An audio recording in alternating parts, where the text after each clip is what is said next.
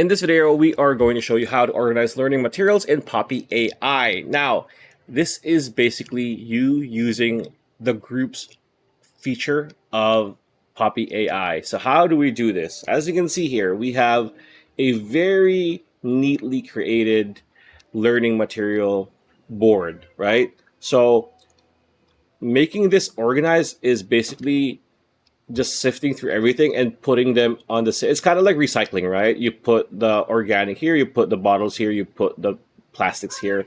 So with this simple template that I'm showing you right now, so the first group is going to be YouTube videos. For example, we want to create content about homesteading. So all the videos about homesteading that I've seen that can be beneficial for our project all goes to the YouTube videos group.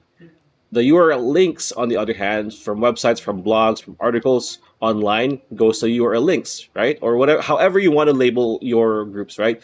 And then if you have anything here that you uploaded, say you have a Google document, sheets, or you have PDFs, they all go to the uploaded files, right? And then now you have everything pretty much settled. You have everything organized, and you just don't pour everything into one group, which a lot of people do, myself included, not gonna lie. But if you want to be more organized, more streamlined, this is how you do it. And if you're interested in trying out Poppy AI, you can get a $25 off when you click on the link in the description below. And yeah, pretty much it. That's the video. I hope you liked it. Like, comment, share, subscribe, ring that bell icon. I'll see you on the next video.